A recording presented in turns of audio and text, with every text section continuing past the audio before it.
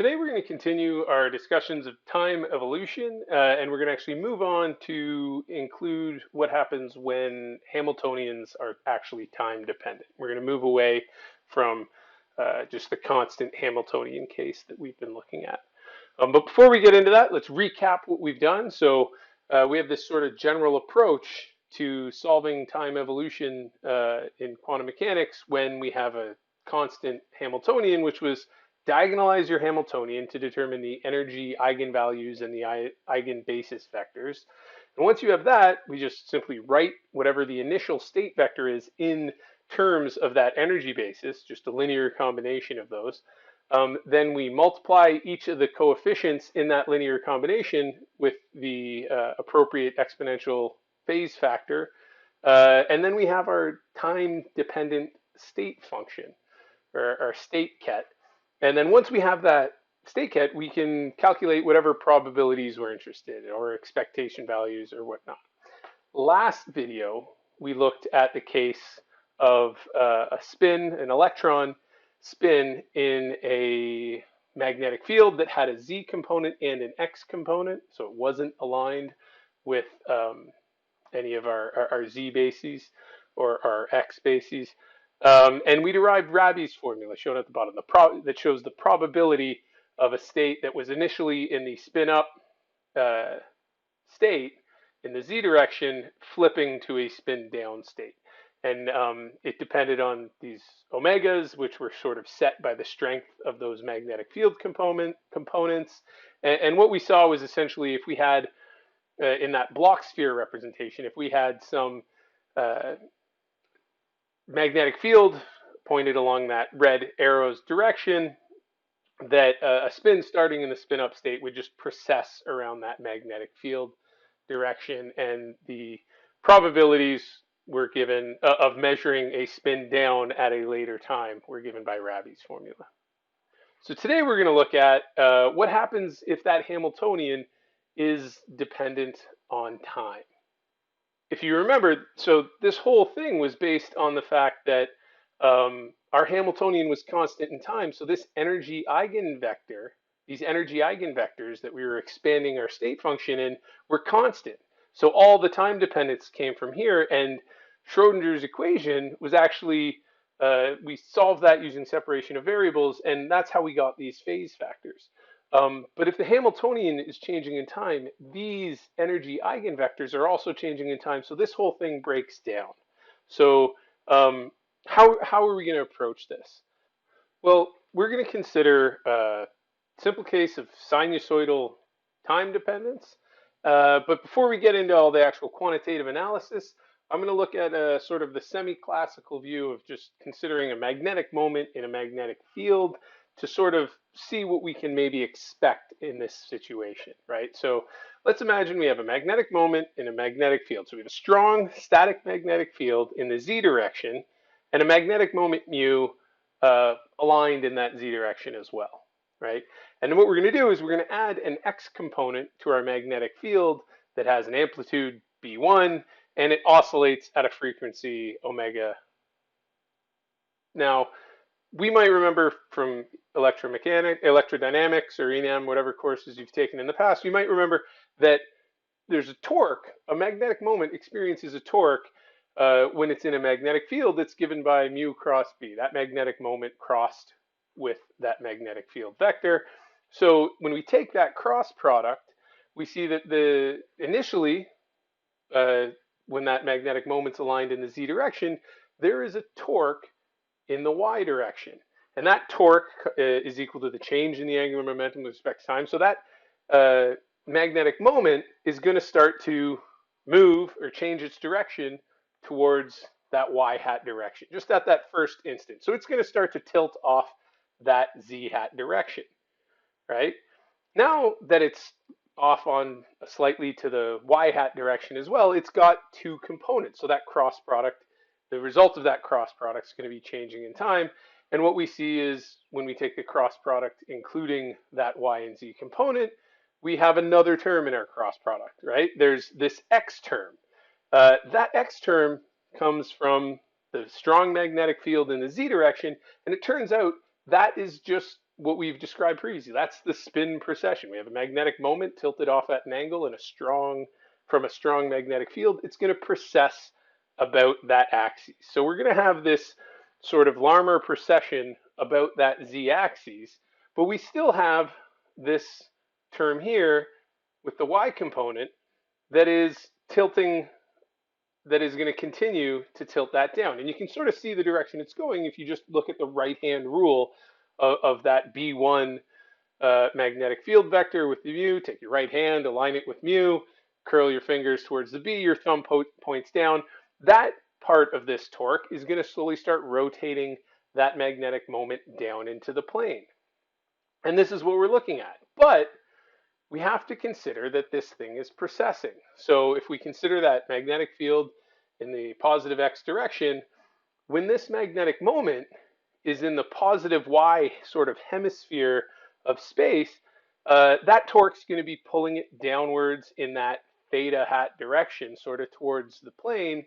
But when it starts to precess and gets to the other side, you can see that that right-hand rule is now pointing it back up, and it's going to pull it in the back towards the z hat direction. So it doesn't look like it's going to really be flipping that direction of the magnetic moment from up to down in any way, until we consider that we are actually changing that magnetic field in the x direction. We're applying a cosine type field. And what we can do is we can, vary the frequency we're oscillating that x component of the magnetic field with.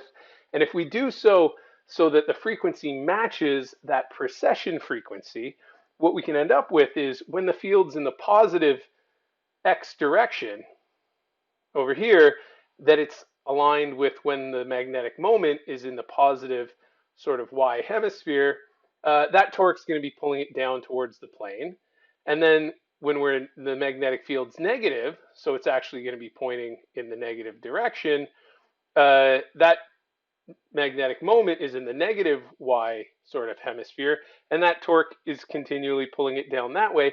And in that sense, what you end up with is that torque is constantly pulling that magnetic moment in sort of the theta hat direction down towards the negative z direction. So if we put that all together, what we can expect is, if we just with this semi-classical magnetic moment in a strong magnetic field with an oscillating transverse magnetic field, is that magnetic moment will follow this sort of spiraling path around this red thing until it eventually flips down and flips to point in the negative z direction. Then it would continue to come back up to the z. But the point is, to do this, we have to match the frequency we're applying the magnetic field at with that Larmor precession frequency. And this is sort of, a classical, so it's sort of easier, quote unquote, to understand because it matches better with our physical sort of experience and what we're familiar with. And it captures a lot of what we see, what we're going to see with this time-dependent Hamiltonian thing. So the next question is, well, how do we analyze this in the quantum mechanical point of view, right? It turns out it's much simpler to analyze this if we move to a rotating frame about that z-axis with a frequency that matches whatever frequency we're oscillating that magnetic field with. So imagine we have that magnetic field in the x direction that's oscillating back and forth, but now instead of looking at it from standing still, imagine you're spinning around the z-axis. That magnetic field, while you're spinning, is going to look like this. It's actually going to oscillate in both the x and y planes. So your magnetic field in the total magnetic field looks like this, where we have that oscillating magnetic field in the x and y directions, again, in the rotating frame, and we have that strong magnetic field in the z direction. Continuing on with this, that makes our Hamiltonian, negative mu dot b. You take those dot products, and we have this for our Hamiltonian, where we have just what's shown there. The S sub x and y operators come in, as well as the S sub z operator. And as we've been doing the last few lectures, we convert these EB over masses into angular frequencies, omega 1 and omega 0. The omega 1 corresponding to the field strength transverse in that x and y directions, and the omega naught in the z direction. Writing this in matrix notation, we know our S sub x operator times cosine omega t, and the S sub y operators and our S sub z operators. So we have all the matrix representations of these three operators. So adding them all together, our Hamiltonian in matrix representation looks like this. Using Euler's equation, e to the ix is equal to cosine x plus I sine x. We can just write these as exponentials. Now, a general time-dependent state can be written this way. Again, it's just a linear combination of some basis states where we're going to use the spin up in the z direction and the spin down in the z direction basis states with some time-dependent coefficients. Now, you may be thinking, well, our Hamiltonian's time-dependent, so we can't simply do that phase factor thing we've been talking about. You're right. That doesn't mean that any state in this system can still be described as a linear multiplication or linear combination of these two basis vectors.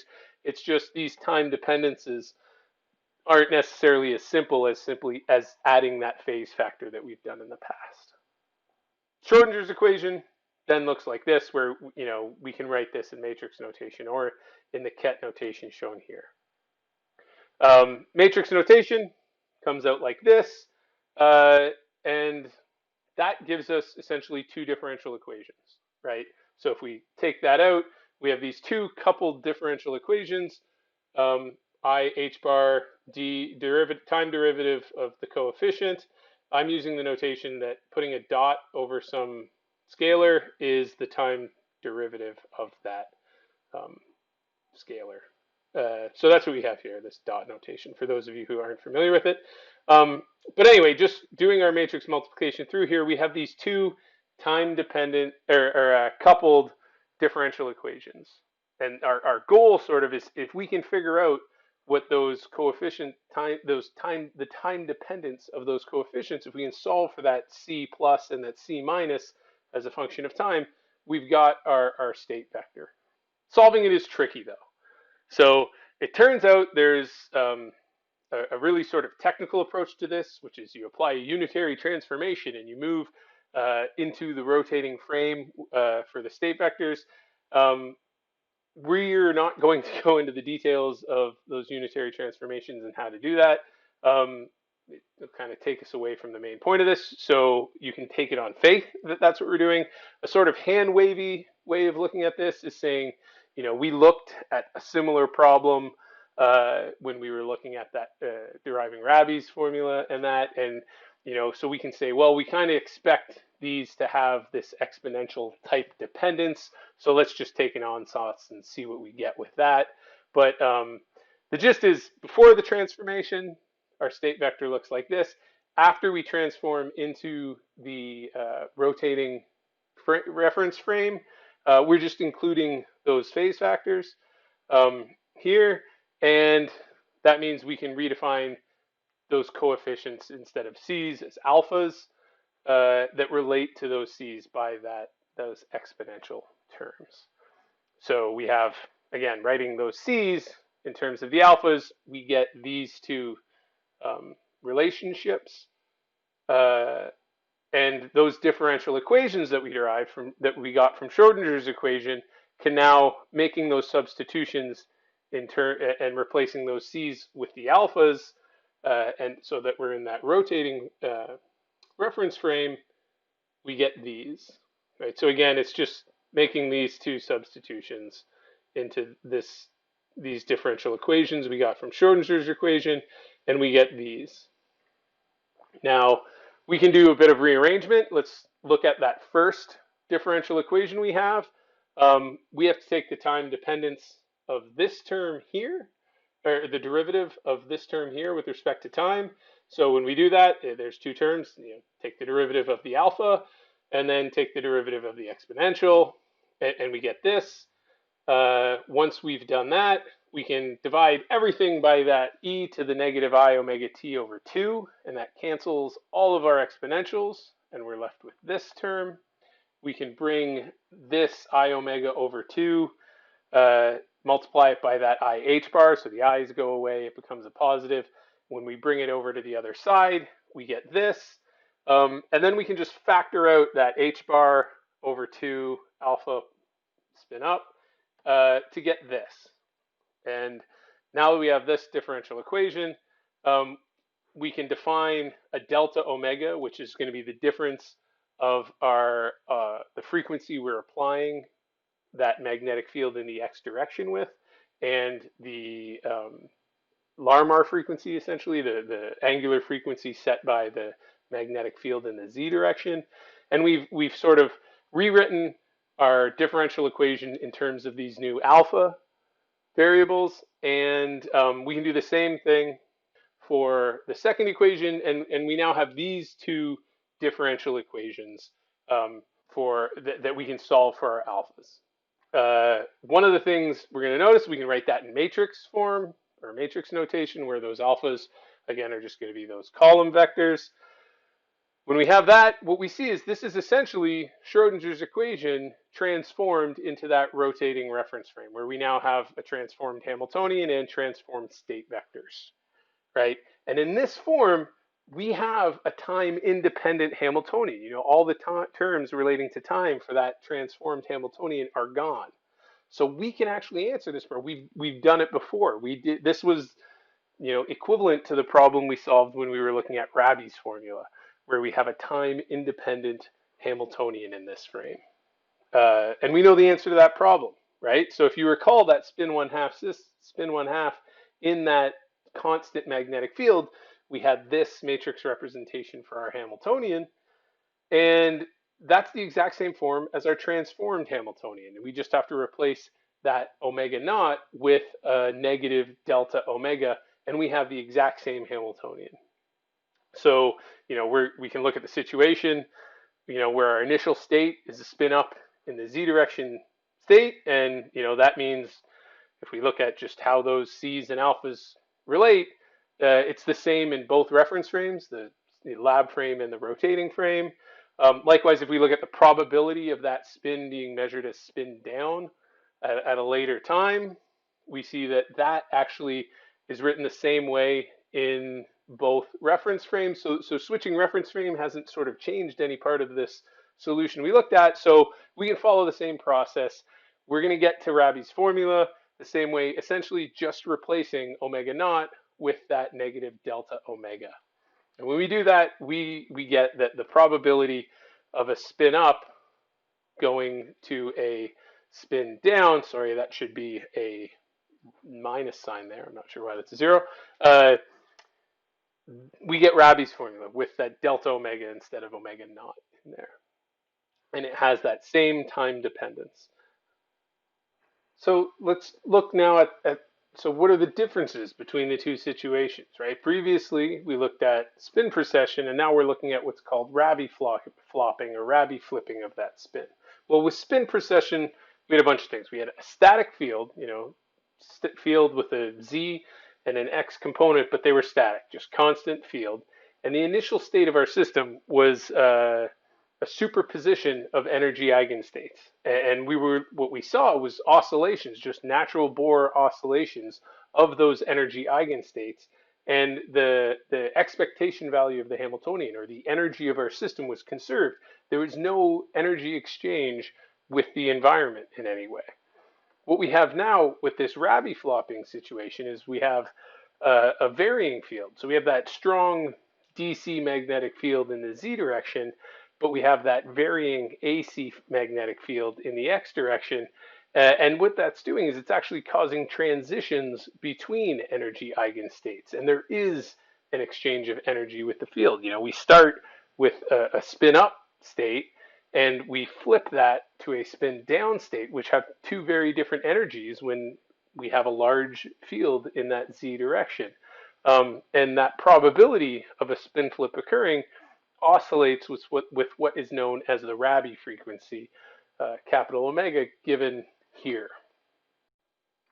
that sort of defines a resonant frequency. If the frequency of our applied magnetic field, omega, matches that Larmor frequency that's set by the static field in the z direction, this prefactor term, the amplitude of that probability of a spin flip, goes to 1, and the frequency just reduces to omega 1.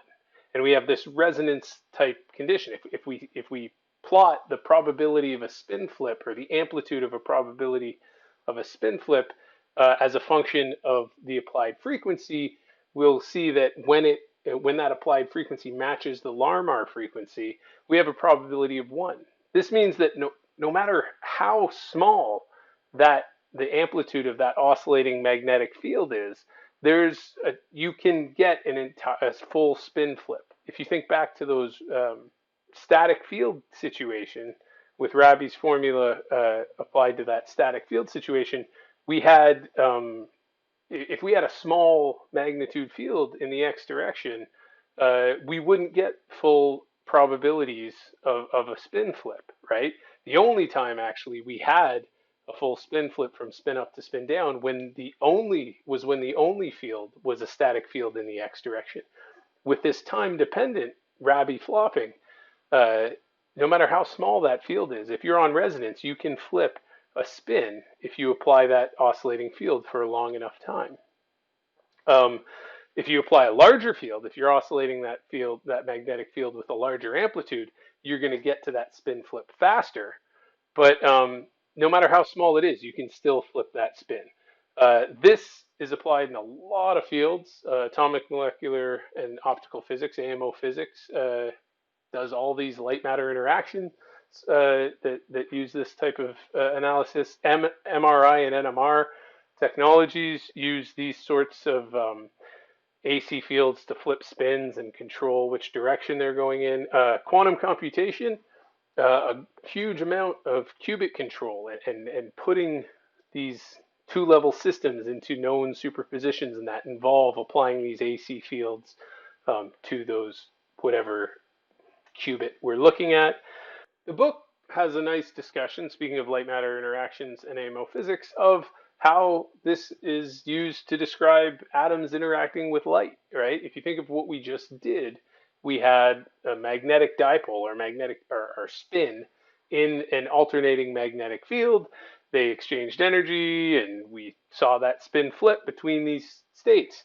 When you have an atom, it has an electric dipole moment that will interact with the electric field of light.